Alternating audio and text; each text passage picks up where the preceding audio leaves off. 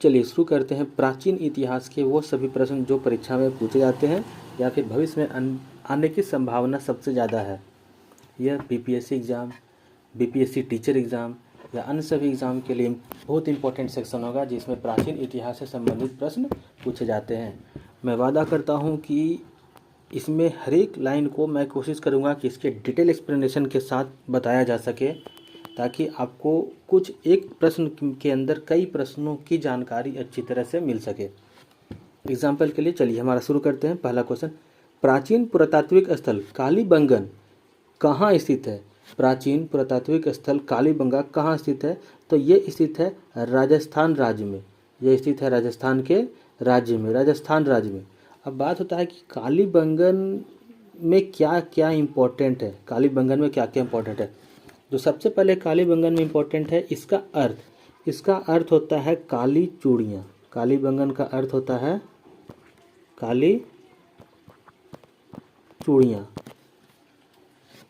ये जो शब्द है काली चूड़ियाँ, ये दो शब्द काली तथा बंगन से मिलकर बना है, जिसमें पंजाबी तथा सिंधी दोनों भाषाओं का प्रयोग किया गया है।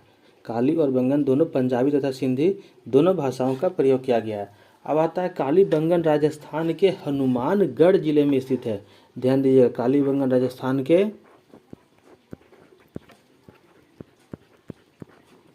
हनुमानगढ़ जिले में स्थित है और घग्गर नदी के पास है, घग्गर नदी के तट पर स्थित है। यह एक सिंधु सभ्यता की प्राचीन इतिहास को संजोए हुए है। प्राचीन ऐतिहासिक स्थलों में से एक है कालीबंगन।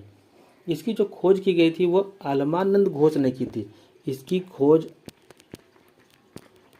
अलमानंद घोष के द्वारा किया गया था। कालीबंगन की खोज अलमानंद घोष के द्वारा किया गया था 1952 में। 1952 में अलमानंद घोष के द्वारा इसकी खोज की गई थी। इसकी खोजकर्ता अलमानंद घोष ने किया थे। लेकिन इस अगर उत्खनन की बात करते हैं तो उत्खनन के लिए बी बी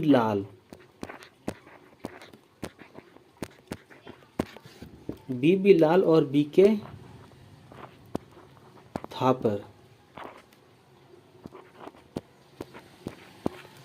थापर ने इसकी खोज के लिए इसके उत्खनन का कार्य शुरू किया था। बीके थापर ने इसके उत्खनन का कार्य शुरू किया था। कालीबंगन का अर्थ होता है काले रंग की चूड़ियाँ। अब प्रमुख बातें हैं जो इसमें देखी गई है कि इसमें कौन कौन से साक्ष्य मिले हैं, या इसमें यहाँ पर कौन कौन से प्राचीनतम साक्ष्य मिले हैं।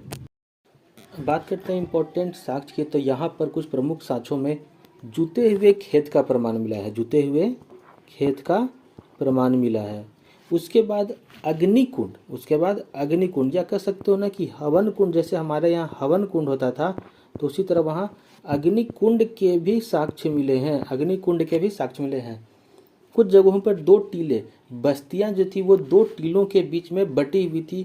कहीं कहीं पर कच्चे ईंटों का भी प्रमाण मिला है, कच्चे ईंटे का प्रमाण मिला है। और शवदहन की भी प्रमाण मिली है। शवदहन यानी कि मुर्दों को, या जो व्यक्ति मर जाते थे उनको जमीन के अंदर दफना दिया जाता था। उसके बाद इम्पोर्टेंट इसमें है बेलनाकार मोहरे, जो मेसोपोटामिया सभ्यता से संबंधित थी। बेलनाकार मोहरे, ये काफ़ी इम्पोर्टेंट है कि यहाँ पर बेलनाकार मोहरे प्राप्त हुई है जो मेसोपोटामिया सभ्यता से संबंधित थी। और साथ ही साथ तांबे की बनी चूड़ियों का भी साक्ष्य यहाँ से मिला है। चलिए दूसरा क्वेश्चन हो गया। अगला क्वेश्चन हमारा हो गया, प्रथम मानव जीवाश्म भारत में डैश में प्राप्त हुआ। बताना है जो भारत में जो प्रथम मानव का जो अवशेष प्राप्त हुआ था वो कहाँ प्राप्त हुआ था। तो वो प्राप्त हुआ था नर्मदा नदी के पास, नर्मदा नदी घाटी के पास इसके अवशेष प्राप्त हुए थे। अब इसके बारे में देखते हैं कि मध्य प्रदेश में सीहोर जिले में हथनौर जगह पर, ध्यान दीजिएगा, हथनोरा एक सीहोर जिला का एक स्थान है मध्य प्रदेश में। हथनौरा एक स्थान है जहाँ पर ये अवशेष प्राप्त हुए हैं। हथनौरा में ये अवशेष प्राप्त हुए हैं। कहा जाता है कि ये जो मानव के जो अवशेष प्राप्त हुए हैं वो होमो इरेक्टस प्रजाति के थे, या कह सकते होमो इरेक्टस श्रेणी के व्यक्ति थे। होमो इरेक्टस उन व्यक्तियों को कहा जाता था जिन्होंने एक अफ्रीका से निकल करके पूरे देश में धीरे धीरे फैलना शुरू किया था। होमो इरेक्टस के बाद होमो सेपियन का जन्म हुआ था, और ये होमो सेपियन हमारे वंशज हुआ करते थे, या कह सकते हैं कि हमारे पूर्वज हुआ करते थे। हम लोग होमो सेपियन के वंशज हुए, और ये जो होमो इरेक्टस था वो होमो सेपियन के पूर्वज हुआ करते थे। पहले होमो इरेक्टस आए थे, उसके बाद होमो सेपियन, उसके बाद होमो सेपियन को आधुनिक मानव जाति के पूर्वज के रूप में माना गया है। तो ये जो अवशेष प्राप्त हुए हैं वो होमो इरेक्टस के प्राप्त हुए हैं नर्मदा घाटी में, सीहोर जिले में, हथनौर जगह पर। और इम्पोर्टेंट ये है कि अवशेष में मानव की कंकाल, मानव के स्कल यानी कि खोपड़ी का ऊपरी हिस्सा मिला है। मानव के खोपड़ी का ऊपरी हिस्सा मिला है, जिसे स्कल कैप कहा जाता है। स्कल कैप कहा गया था। चलिए अगला क्वेश्चन है, भारत की प्राचीनतम संस्कृति कैसी है? तो भारत की प्राचीनतम संस्कृति पूरा पाषाणिक संस्कृति है। अब पूरा पाषाणिक हमें इसलिए कह रहे हैं क्योंकि भारत के जो प्राचीनतम स्रोत थे वो पूरा पाषाणिक संस्कृति के स्रोत से जुड़े हुए थे, जिसे हम पैलियोलिथिक एज कहते हैं। पैलियोलिथिक या पूरा पाषाणिक एज वह समय था, वह एरा था जिसमें मानव का विकास शुरू हुआ था। मानव की उत्पत्ति हुई थी, उनका विकास शुरू हुआ था।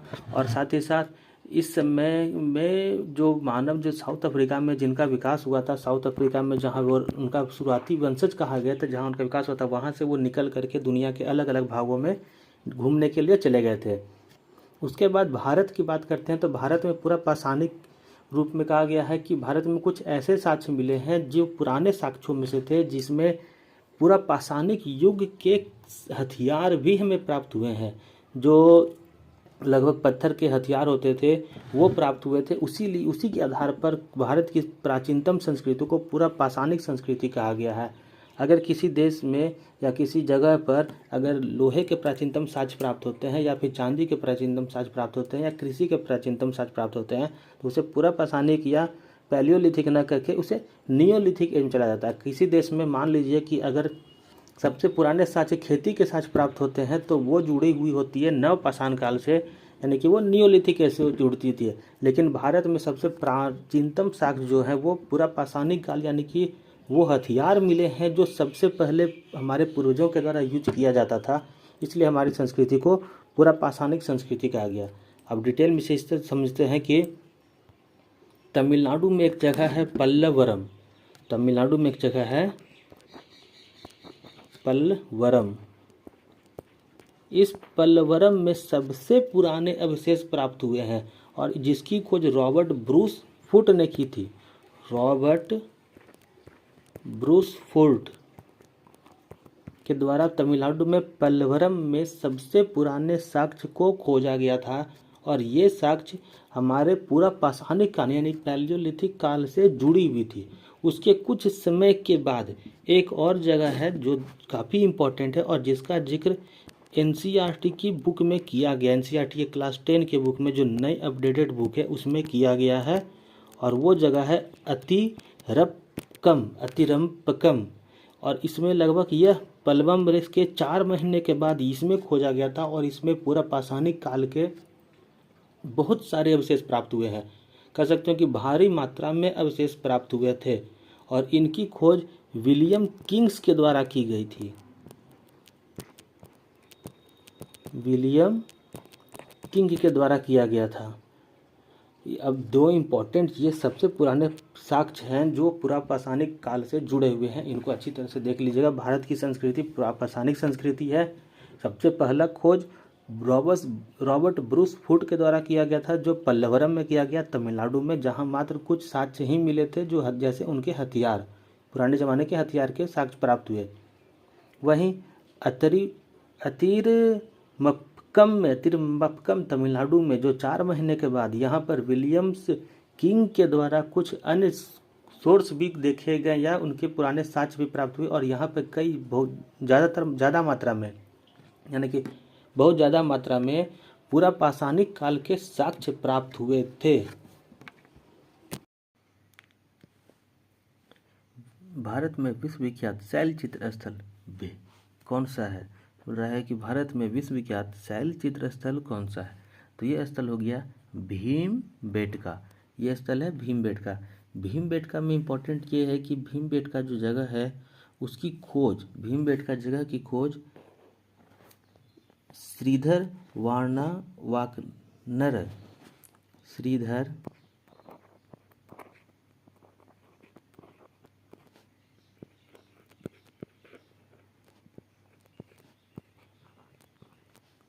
श्रीधर वानकर के द्वारा की गई थी। भीमबेटका की खोज श्रीधर वानकर के द्वारा की गई थी। और कहा जाता है कि इसका जो जुड़ाव है, इसका जो कह सकते हैं कि ये भीमबेटका जो जगह है वो पैलियोलिथिक और मिसोलिथिक दोनों जगहों दोनों से संबंधित है। पैलियोलिथिक का मतलब कि लिथिक काल में, जिसे हम पाषाण काल कहते हैं, तो पाषाण काल के दो प्रमुख एज पैलियोलिथिक और मिसोलिथिक दोनों से संबंधित है। इसके बाद आता है नियोलिथिक काल।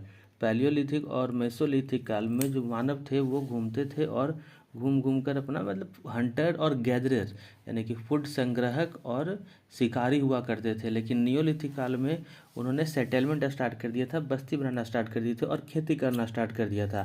तो ये भीमबेटका गुफा है जो पैलियोलिथिक, पूरा प्राचीन काल और मध्य प्राचीन काल से संबंधित है। ये मध्य प्रदेश के भोपाल में रायसेन जिले में है। रायसेन जिले में है। अगर पहाड़ी की बात करते हैं तो यह महाराष्ट्र की प्रमुख पहाड़ी, महाराष्ट्र की सबसे प्रमुख पहाड़ियों में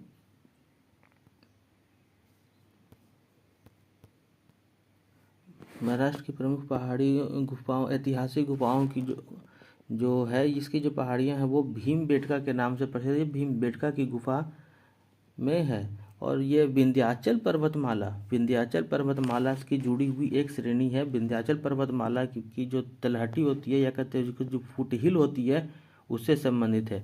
विंध्याचल पर्वतमाला की फुट हिल्स में यह भीमबेटका की पहाड़ियां हैं। मध्य प्रदेश में विंध्याचल पर्वतमाला की फुट हिल्स में यानी कि उसकी तलहटी में यह पहाड़ियां स्थित हैं, भीमबेटका की गुफाएं स्थित है।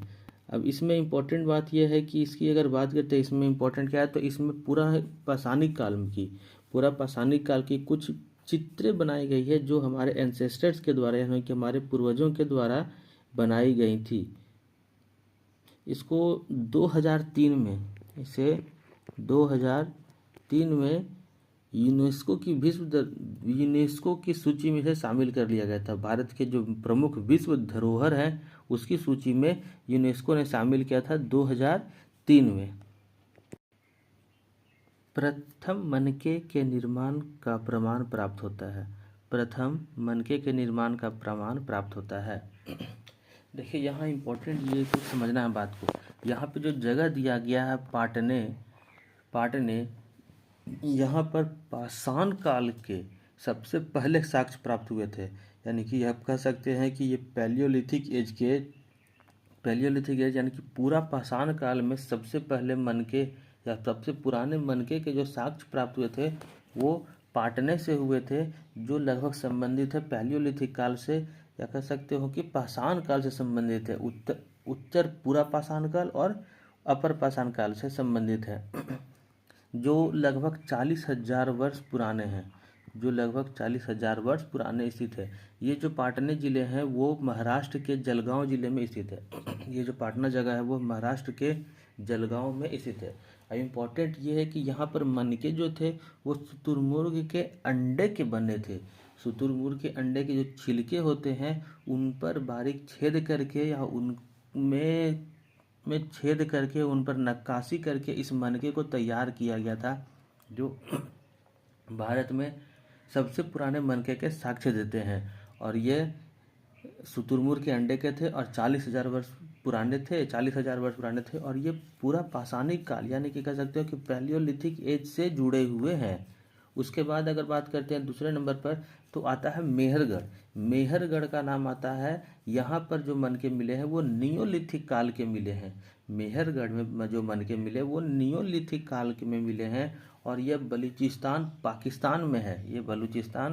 पाकिस्तान में है और यह बोलन दर्रे के पास स्थित है। मेहरगढ़ जहाँ मनके प्राप्त हुए हैं वो बोलन दर्रे पाकिस्तान में है, पाकिस्तान में बोलन दर्रे के पास स्थित है, बोलन दर्रे के पास स्थित है। और इसमें नियोलिथिक काल के मनके मिले, यानी कि नवपाषाण काल में मनके का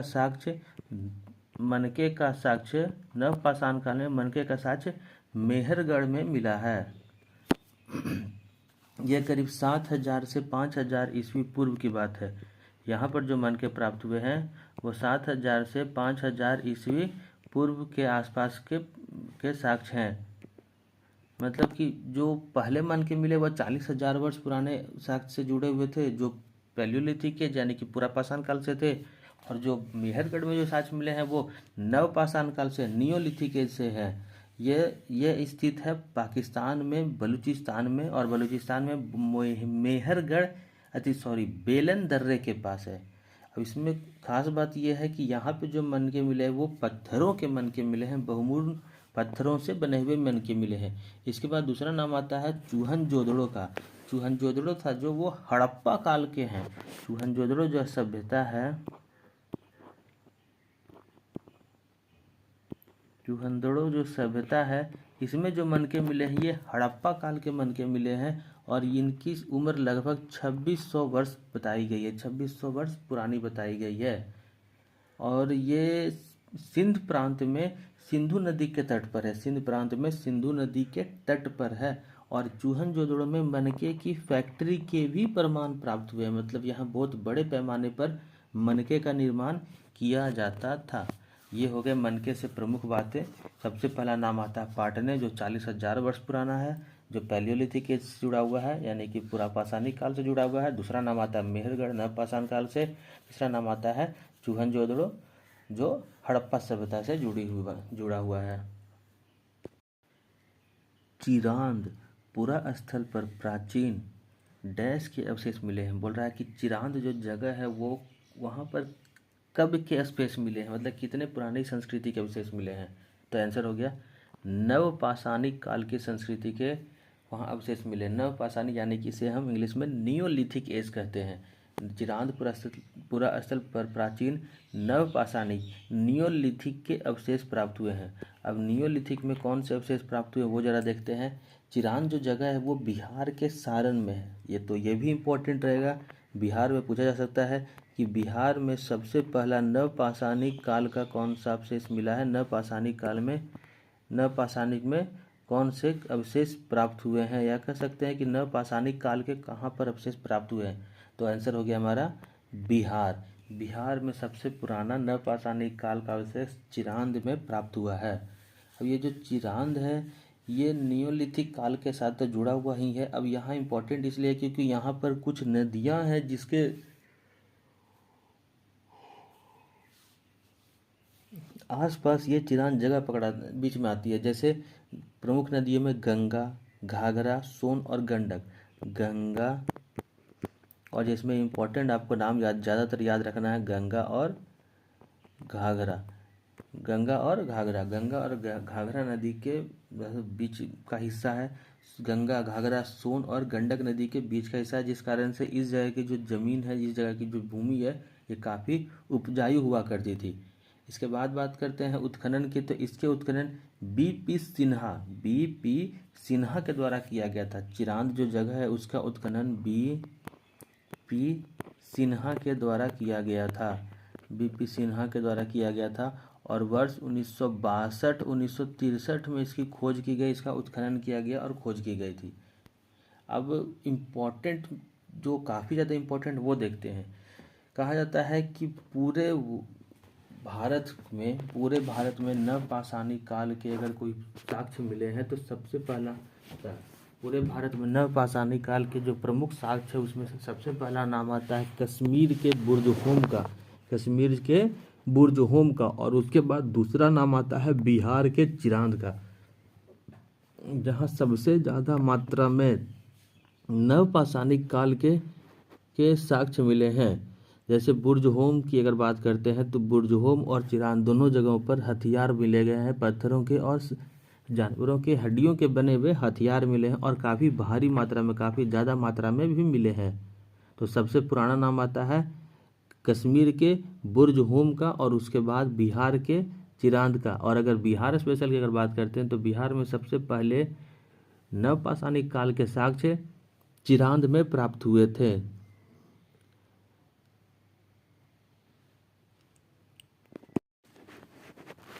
जिस काल में कृषि कर्म प्रादुर्भाव हुआ वह कहलाता है। मतलब कि किस काल में कृषि के कार्य शुरू हो गए थे या कृषि के साक्ष्य मिलने शुरू हो गए थे, किस काल के लोगों ने कृषि पर अपनी प्रभुता ज़्यादा बढ़ाई थी या कृषि पर ज़्यादा विशेष ध्यान दिया था। सही आंसर हो गया नवपाषाण काल, नियोलिथिक एज।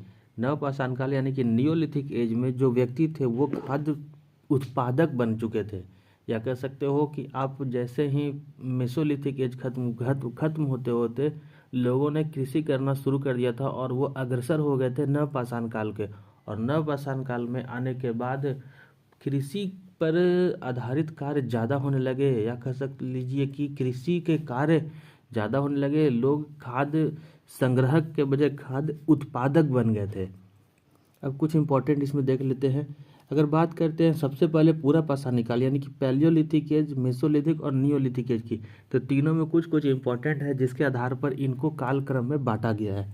तो सबसे बड़े बात हो जाती है, अगर हम औजारों की बात करते हैं तो पूरा पाषाण काल में पैलियोलिथिक एज में जो औजार था वो बड़े हुआ होते थे और अनघड़ टाइप के होते थे। मतलब वो किसी भी पत्थर को उठाकर अपना हथियार बना लेते थे। उसके बाद मध्यपाषाण काल में इनके जो हथियार थे वो बेहद छोटे हो गए थे। मैक्रोलिथिक एज में मेसोलिथिक एज में इनके जो हथियार थे वो काफ़ी छोटे हो गए थे, हथियार काफ़ी छोटे हो गए थे। और छोटे के साथ साथ इन्होंने तीर कमान बनाना भी शुरू कर लिया था, और इसी को हम मैक्रोलिथिक भी कहते हैं। छोटे पत्थरों पर जो काम किया जाता था उसे माइक्रोलिथिक भी कहा गया था। किसी काल के कुछ स्पेसिफिक जगहों पर इसे मैक्रोलिथिक भी कहा गया। मैक्रोलिथिक यानी कि ये पत्थरों को छोटा करना भी ये इन्होंने सीख लिया था।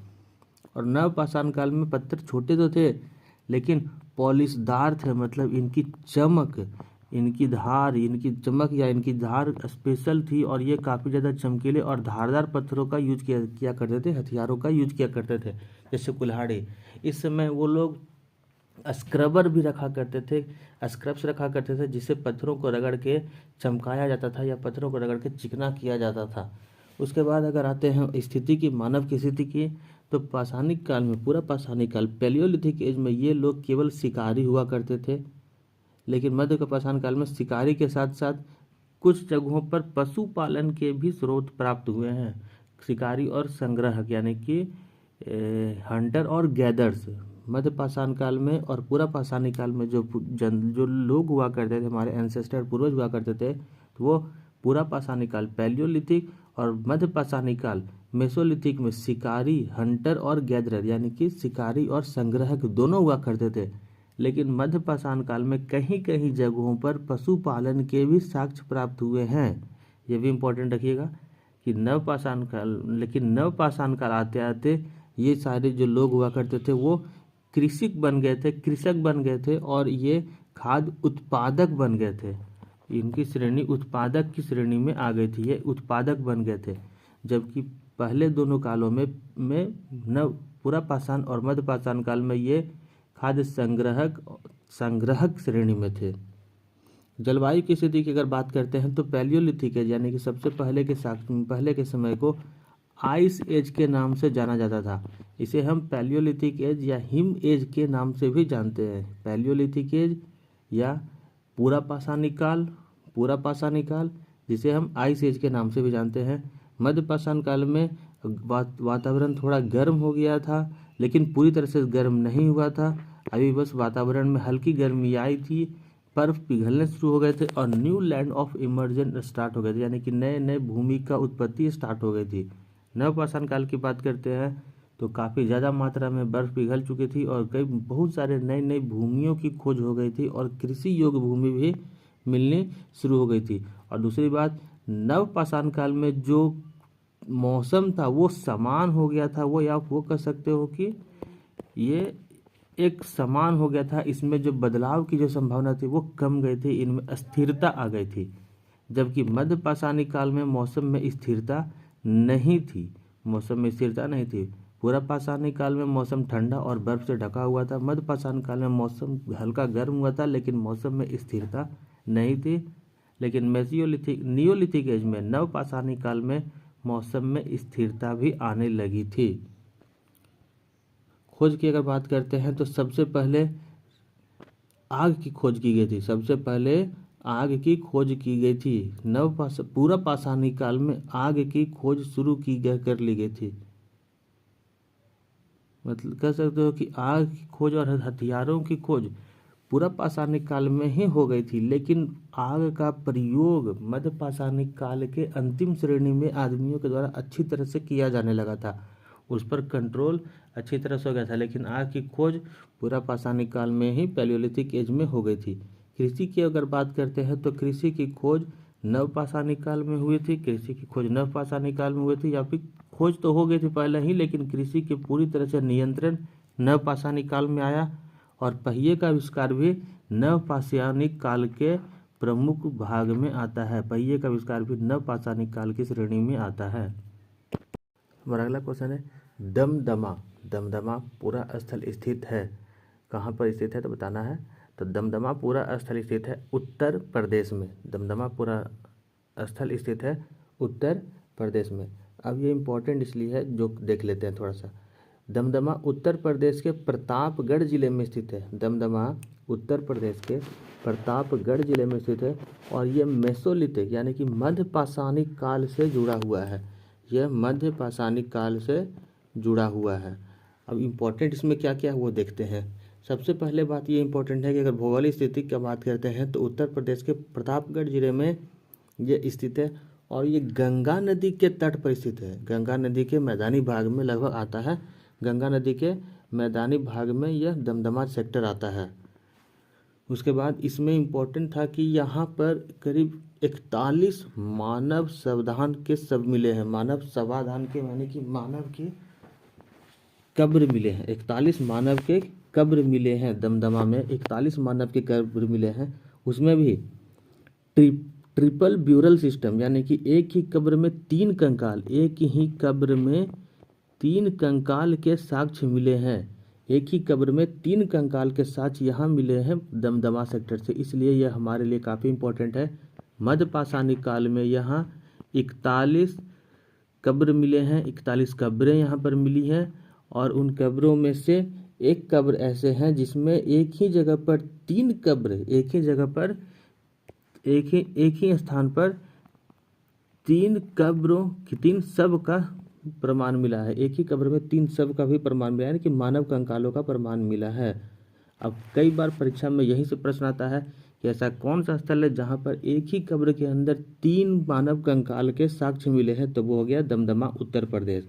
उसके साथ साथ यहाँ 4 ऐसी कब्रें मिली हैं, 4 ऐसे कब्र मिले हैं जहाँ युगल समाधान की बातें लिखी गई हैं, जहाँ युगल समाधान के साक्ष्य प्राप्त हुए, यानी कि एक कब्र में 2 लोगों के साक्ष्य प्राप्त हुए हैं, 2 लोगों की हड्डियां प्राप्त हुए हैं, 2 लोगों के कंकाल प्राप्त हुए हैं, जिसे हम युगल समाधान कहते हैं।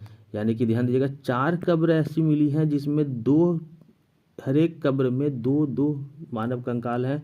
एक कब्र ऐसी मिली है जहाँ 3 कंकाल हैं, और कुल मिलाकर 41 कब्रें यहाँ प्राप्त हुई हैं। इतना ही नहीं, यहाँ पर महिला और पुरुष की कब्रों का भी यानी कि युगल समाधान का भी साक्ष्य मिला है, जहाँ महिला और पुरुष दोनों की कब्रें एक जगह पर स्थित है। अब ये कह सकते हो कि ये स्टार्टिंग एज में महिला के मृत्यु के साथ साथ पुरुष को दफना दिया जाता था, या फिर पुरुष की मृत्यु के साथ महिलाओं को दफना दिया जाता था। ऐसे कुछ साक्ष्य प्राप्त हुए हैं, ये अंदाज़ा लगाया जा सकता था। इसके साथ साथ औजारों की अगर बात करते हैं तो मध्य पाषाणी काल में काफ़ी सूक्ष्म और छोटे छोटे औजार ये भी यहाँ दमदमा से प्राप्त हुए हैं। पशुओं की हड्डियों का भी पता चला है। यहाँ पर कई जगहों पर पशुओं की हड्डियों के भी साक्ष्य मिले हैं, और पशुओं की हड्डियों के साक्ष्य से यह बताया जा सकता था कि यहाँ के जो लोग थे वो शिकारी प्रवृत्ति के लोग ज़्यादा हुआ करते थे, क्योंकि भारी मात्रा में पशुओं की हड्डी के साक्ष्य प्राप्त हुए हैं।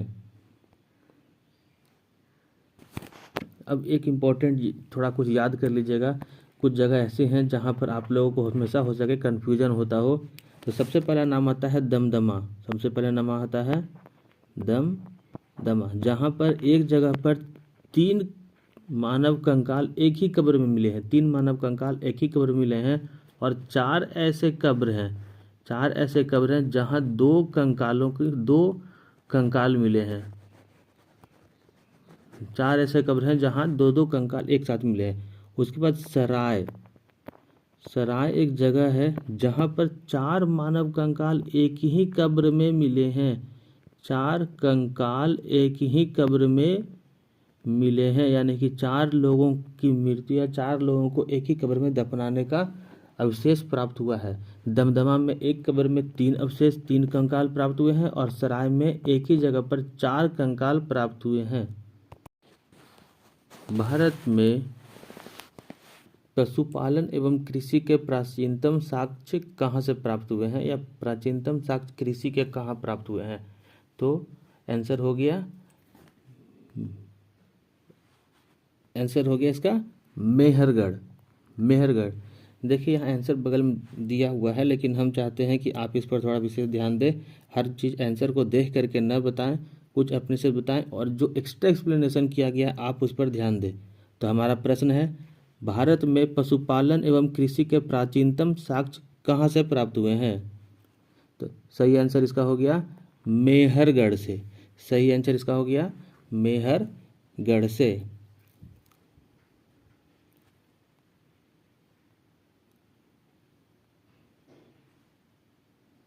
लेकिन अब कृषि और पशुपालन अगर दोनों की बात करते हैं तो कुछ इसमें प्रॉब्लम क्रिएट होता है। अगर केवल कृषि की अगर बात करते हैं तो भारत में चावल या धान के जो प्राचीनतम साक्ष्य प्राप्त हुए हैं वह उत्तर प्रदेश के कबीर नगर जिले से प्राप्त हुए हैं। उत्तर प्रदेश के कबीर नगर जिले से प्राप्त हुए हैं, जो सबसे पुराने चावल के या धान के प्राचीनतम साक्ष्यों में से एक है।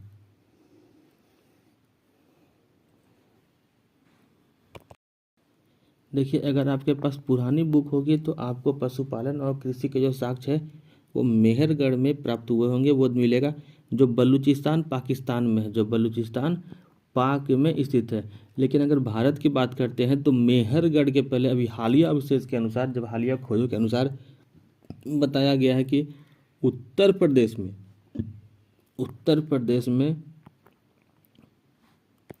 लहुरा देव, उत्तर प्रदेश में लहुरा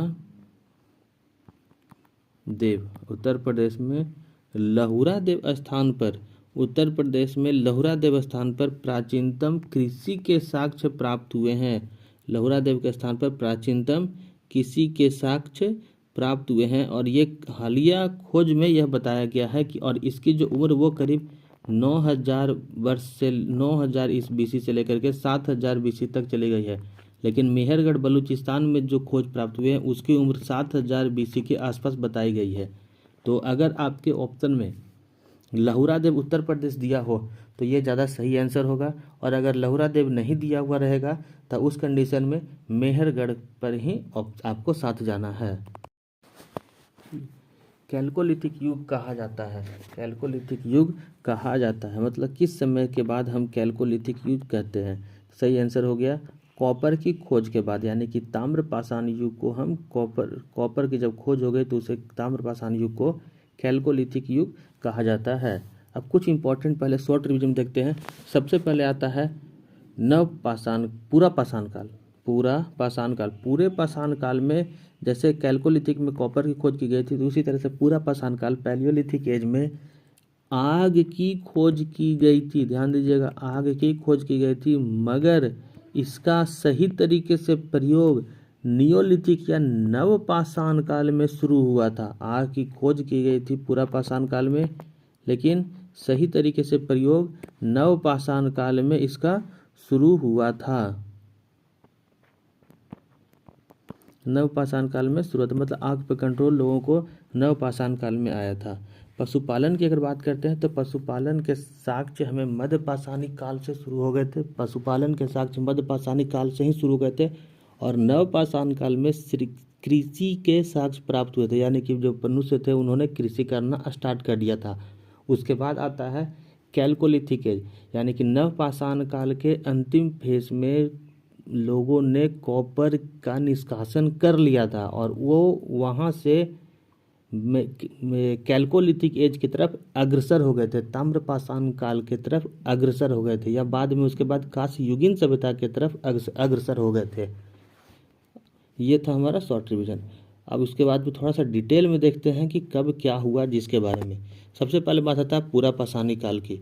तो पूरा पाषाणी काल का जो समय था वो करीब 25 लाख ईसा पूर्व से 10,000 ईस्वी पूर्व तक चला। 25 लाख से 10,000 ईस्वी पूर्व तक चला। ये पूरा समय पूरा पाषाणी काल, या इसे हम आइस एज के नाम से भी जानते हैं। इसे हम आइस एज के नाम से भी जानते हैं। इसमें प्रमुख था कि आग की तो खोज की गई थी, लेकिन आग का प्रयोग करना इन्हें नहीं आता था। इस समय के प्रमुख उस जो वस्तुएं मिली है उसमें से पत्थर के हथियार, वो भी मेटल तरीके से, मतलब कि अनघड़ तरीके से बनाए गए बड़े बड़े और अनघड़ तरीके से उठाने वाले पत्थर के हथियार प्राप्त हुए हैं। उसके बाद प्राचीनतम शैल चरित्र भी मिली है। प्राचीनतम शैल चरित्र जो भीमबेटका गुफा में है वो पैलियोलिथिक एज से संबंधित काल से संबंधित भीमबेटका गुफा में चित्र मिले हैं।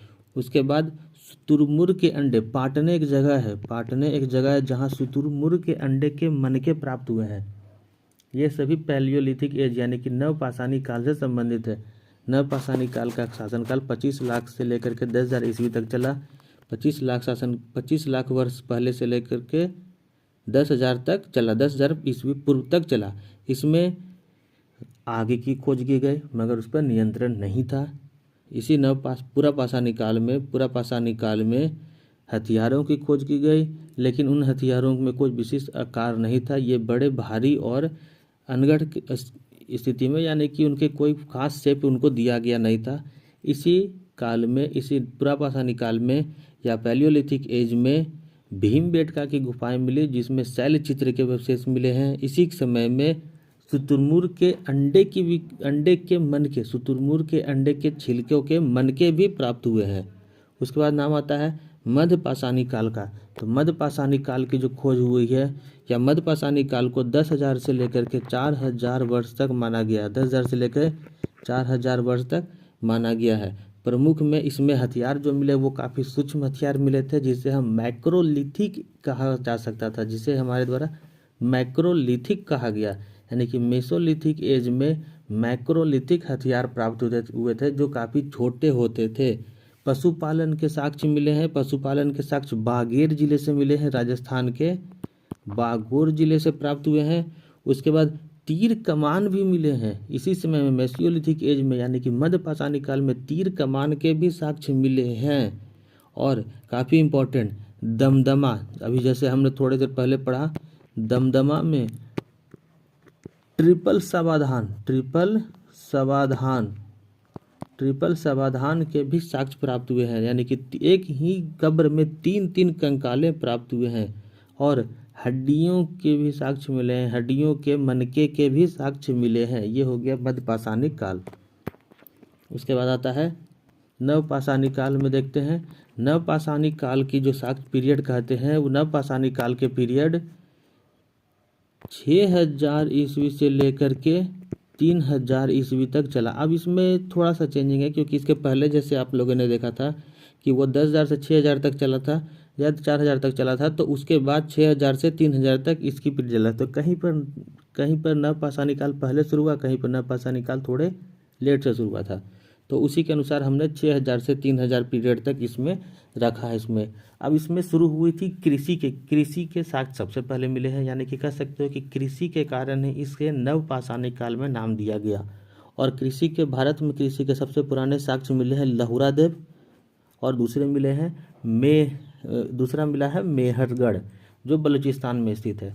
तो लहुरा देव, अभी ताज़ा खोज में लहुरा देव का नाम सामने आता है, लेकिन अगर आप पुरानी किताबें पढ़ रहे होंगे तो उसमें मेहरगढ़ का, बलूचिस्तान मेहरगढ़ का नाम विशेष रूप से दिया हुआ होगा।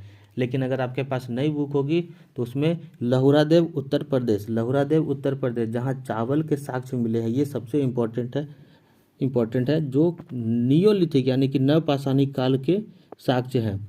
इसके साथ साथ पहिए का, इसके साथ साथ पहिए की खोज, इसके साथ साथ पहिए की खोज और चक्के की खोज, इसके साथ साथ पहिए की खोज और चक्के की खोज के भी साक्ष्य प्राप्त हुए हैं। पहिए और चक्के की साक्ष्य के भी प्राप्त हुए हैं। और बुर्ज होम में गर्त निवास यानी कि जमीन के अंदर बुर्ज होम में गर्त निवास के भी साक्ष्य प्राप्त हुए हैं, यानी कि लोग जो थे वो जमीन के अंदर घर बनाकर रहते थे। बुर्ज होम में जमीन के अंदर घर बना करके रहते थे। मालिक के साथ कुत्ते का भी सब, बुर्ज होम में मालिक के साथ कुत्ते का सब भी प्राप्त हुआ है। मालिक के साथ कुत्ते का भी सब प्राप्त हुआ है। और कई जगहों पर बर्तन यानी कि स्टोर करने के लिए बर्तन के साक्ष्य भी प्राप्त हुए हैं, जैसे कोल्डिवा में मिट्टी के बर्तन भी मिले हैं। अब इसके बाद आता है ताम्रपाषाणिक काल। ताम्रपाषाणिक काल यानी कि कैल्कोलिथिक है, जिसके बारे में इस क्वेश्चन में दिया गया था। ताम्रपाषाणिक काल के जो प्रमुख साक्ष्य मिले हैं वो अहाड़ा राजस्थान से मिले हैं, जहाँ पर तांबे की वस्तुएं प्राप्त हुई हैं। तांबे की वस्तु अहाड़ा राजस्थान से प्राप्त हुए हैं। उसके बाद मिट्टी के बर्तनों पर काले और लाल रंग की पेंटिंग की गई है। मिट्टी के बर्तनों पर काले और लाल रंग की पेंटिंग की गई है, जिसे मित्रभांड कहा गया है। इतना नहीं, और सबसे इम्पोर्टेंट है दायमाबाद। दायमाबाद सबसे इम्पोर्टेंट, दायमाबाद जहाँ तांबे का रथ प्राप्त हुआ है, जहाँ तांबे का खिलौना या तांबे का रथ भी प्राप्त हुआ है। भीमबेटका की गुफाओं की खोज कब हुई है? भीमबेटका के गुफाओं की खोज कब हुई है? 1957 से 1958 में। भीमबेटका की गुफाओं की खोज 1957 से लेकर 1958 में हुई है। और ये मध्य प्रदेश के रायसेन जिले में, मध्य प्रदेश के रायसेन जिले में स्थित है। मध्य प्रदेश के रायसेन जिले में स्थित है। और विंध्याचल पर्वतमाला की फुटहिल्स कहिए या फिर पर्वतमाला के निचले भाग में यह गुफा प्राप्त हुई है। अब इसका संबंध पैलियोलिथिक और मेसोलिथिक यानी कि पूरा पाषाण और मध्य पाषाण काल, पूरा पाषाण और मध्य पाषाण काल दोनों से संबंधित है।